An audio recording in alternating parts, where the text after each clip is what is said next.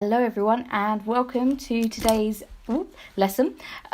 We are going back to doing annotation videos. Thank you to the free people who did get in touch to say, Miss, we prefer the videos, so you're now getting videos all the time and I won't use that website. If you preferred the website, well, tough luck. You had your opportunity to say that you preferred that and I won't be mean about it. If you did like that website, obviously you guys can use the internet. You can find the page for the different chapters. Feel free to keep using that, but I am going to be making these for each of the chapters from now on. As usual, guys, all the annotations I make here, if you want to replicate them, you can shorten them down, lengthen them up, whatever you like, but it needs to be done in your own copy of the text, whether that's online, physical copy, don't mind which. Ignore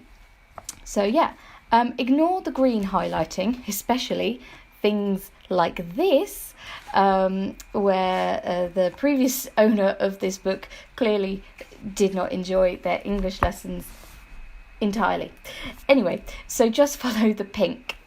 We're going to start off with this quote from chapter 5. A yard which had once been a garden to the building which was indifferently known as the laboratory or the dissecting room. It's quite interesting here. This is one of the quotes that I'm taking out of the lovely mini quotation bank book. For those of you who have it, you don't need it, but it's just quite useful. So it's interesting that the laboratory is what Jekyll prefers.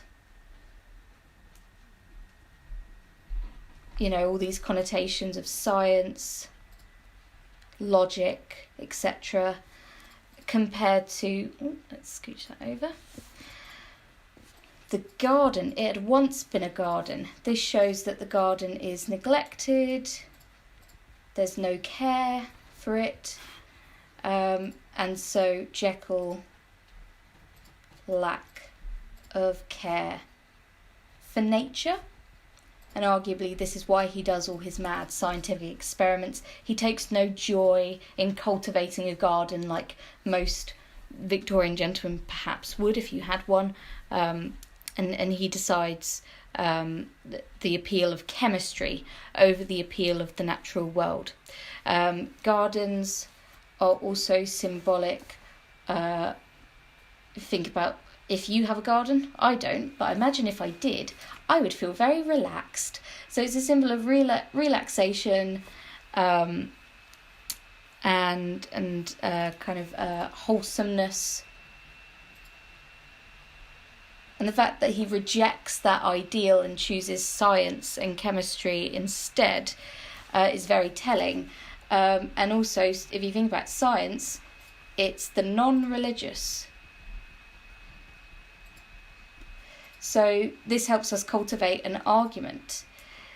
Is Jekyll anti-Christian? Which for the time period is very dissenting. It's very not the norm. It fits in with things like Darwin, which had people obviously questioning their own religion. You know, if we are to believe in the origin of species, how can we also believe that God created Adam and Eve, etc., etc. Whereas the garden, if you now that we've reached that deeper level, we go back again. It can also symbolise religion and God. If we think about the Garden of Eden, you know, gardens are kind of the showcase of God's work, if you like. You know, he creates all these natural things, we just cultivate them a bit. And Jekyll's absolute rejection of that in this one clue here and also down here is very, very telling. That's a great quote to sort of analyse for deeper meaning, just from the word garden and laboratory. Crazy, right? This bit here just reinforces what we've set up here. Taste being rather chemical than anatomical, so just highlight it. And then the setting itself, there's a dingy, windowless, distasteful structure. Sorry, I've skipped ahead. The fact that it's windowless suggests secrecy It links into hide, of course, if you take it to also mean to conceal and hide something. Dingy, uncared for. Sorry about my handwriting, that does say uncared for. We've also got here distasteful sense of strangeness. You can hear that. What is it? It is sibilance. And as we all know, not all the time, but most of the time, sibilance, it is that sense of discomfort. This is not a pleasant place to be right now. The theatre, once crowded with eager students, are now lying gaunt and silent. It's a nice use of juxtaposition. This shows a drastic change in circumstances. You know, this lab of Jekyll's, he would have students there, it'd be very busy, people learning things. And so if the setting has drastically changed, it perhaps suggests that Jekyll has changed too.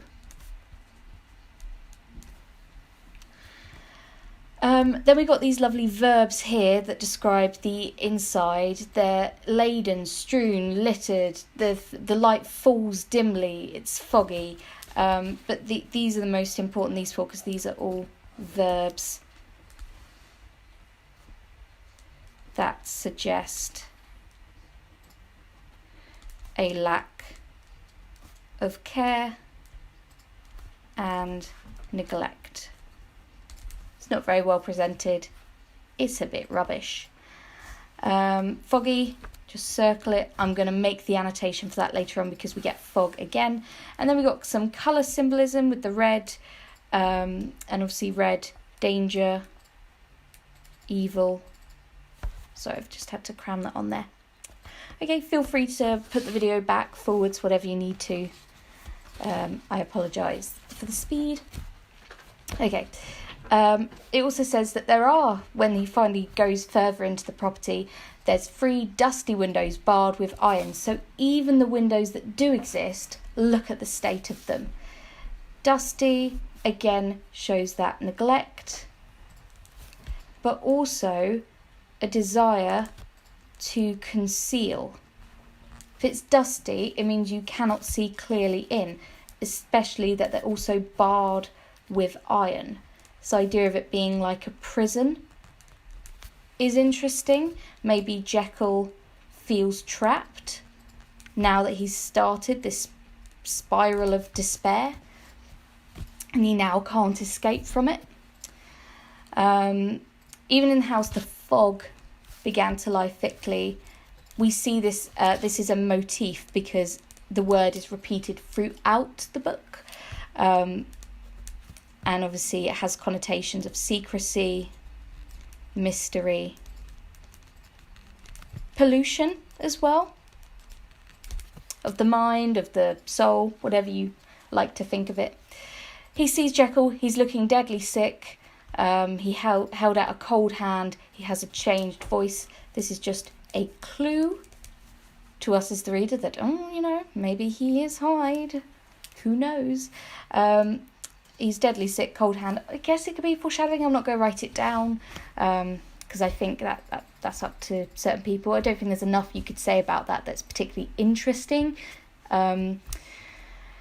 You have not been mad enough to hide this fellow. We get a nice pun here. It's a play on words. Because hide, we get that. I swear to God, says Jekyll, I will never set eyes on him again. Now, if he swears to God, then, this is a very Christian and devout thing to do. He swears to God he will not set eyes on him again. We've already read the story, though. Does he set eyes on him again? Yes, he does. He gives in to temptation because he's stupid. Don't say that in your essay, but it's what we're all feeling on the inside.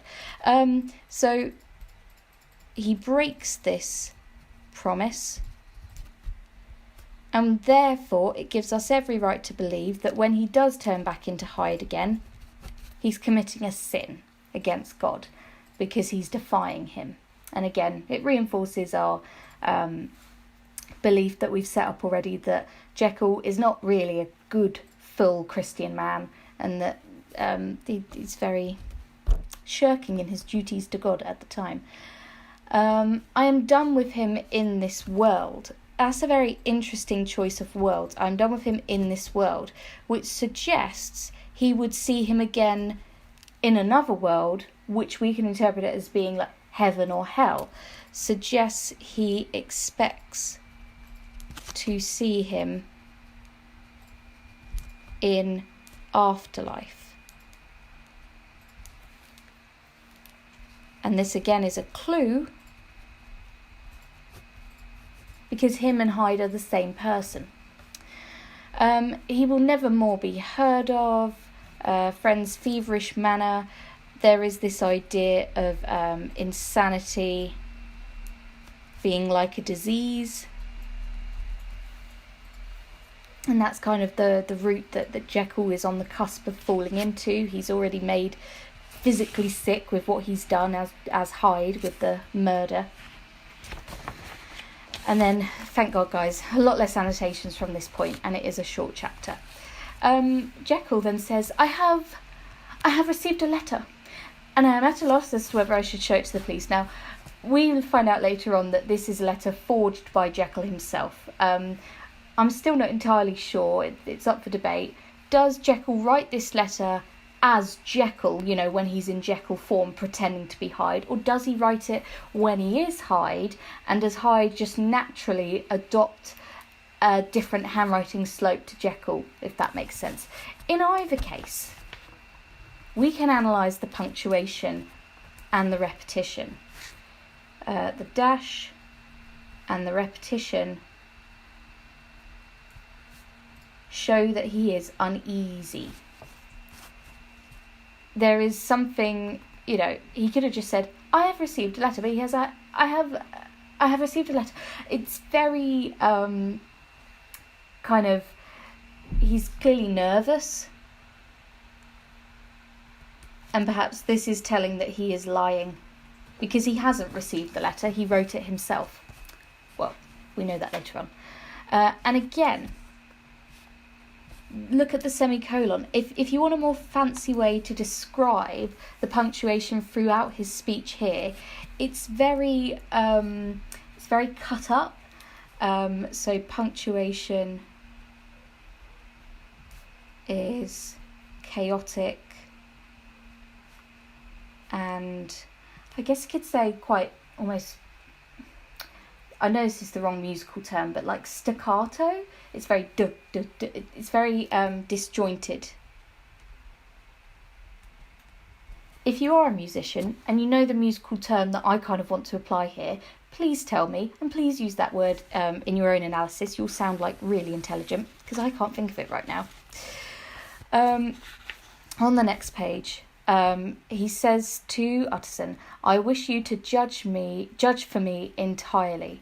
I have lost confidence in myself. This actually is a great way to analyse Utterson, and it's often hard to do that, seeing as we just follow him around and we're more focused on Jekyll and Hyde. So it's almost like Utterson is a judge. He is trusted, fair, and what's more important is that's meant to be a plus, he adheres to the law. He chooses Utterson because obviously Utterson is a lawyer, but not only that, he's a good one. He actually practices what he preaches and does what he's supposed to do. He doesn't break any rules, really. It was Hyde that dictated the term. Just highlight that. That's an important plot point, because he asked Jekyll, was it Hyde that said for you to put the terms in your will about the disappearance? And then, interesting, Jekyll's reaction, he shut his mouth tight and nodded. There's a lack of response. And the silence almost speaks volumes. Because he's silent, it could suggest guilt. But we could also interpret it as, if Hyde is still within him, the Hyde is holding back his words. Like Jekyll wants to say what the reality of the matter is, but he can't bring himself to tell the truth. And so instead of outright lying, he just remains silent and nods his head. And that could be further backed up by the doctor seen seized with a qualm of faintness. If he's seized by something, he is out of control. And so I do think that in that moment, it's Hyde that slightly takes the reins and makes him feel a bit sick, and then makes him just sort of stay silent. I think that could be easy to argue. He covered his face for a moment with his hands. Again, psychologists believe this is another sign of guilt. If you're covering your face, he is hiding. There's an element of secrecy. So we are getting, it's very clever of Stevenson, by the way. He's giving us all of these very minute signs that Jekyll is lying. With his silence, his covering of his face, his kind of the punctuation in his language, showing that, he's very disjointed in his speech. It's all very telling. Stevenson's a genius. This is, again, just highlight it for the sake of highlighting it. There was a letter handed in today. What was the messenger like? But Paul was positive nothing had come except by post. This is confirmation that Jekyll has lied. You don't have to put that, but it's just important to note as a plot point.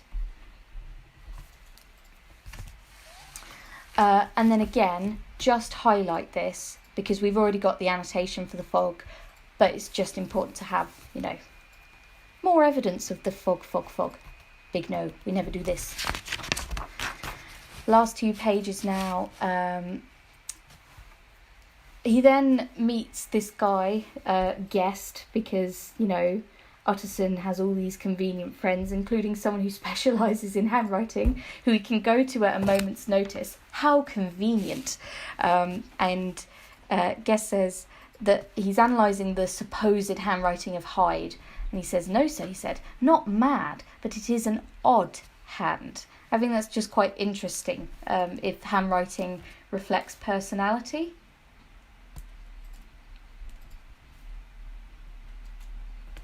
So the person who wrote this, whether it was Jekyll as himself purposefully changing his handwriting, or whether it was Hyde with his natural handwriting, either person, they are odd. Not mad, not insane, they are just odd. And then last 2 things. The 2 hands are in many points identical, only differently sloped. So I guess what you might want to say is, if you had handwriting, don't do this on your work, guys. I'll do it up here. You could either have handwriting that's like, and the men. See, it's all sloping to the right, and then the other one would just sort of slope to the left, which I can't do. You get the gist though. So it's almost like if they're differently sloped, they're like an inversion, like direct opposites. So it's almost reflecting that Hyde and Jekyll are inversions of one another, direct opposites.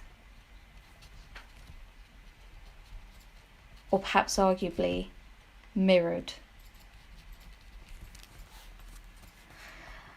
Henry Jekyll forged for a murderer, and his blood ran cold in his veins. This is Utterson. His blood runs cold. This just shows what his emotional reaction is. It's fear, but it's like extreme fear if it's having that physical reaction and manifestation in himself. So, poor Utterson. This is good, though, that we get this idea that Utterson isn't this non-feeling man. He is concerned, he is genuinely scared, and perhaps we would feel scared with him if we were a Victorian reader too, because he's the one who, we're holding his hand and we're following him around. So that's it for chapter 5. Bye guys, have a nice day.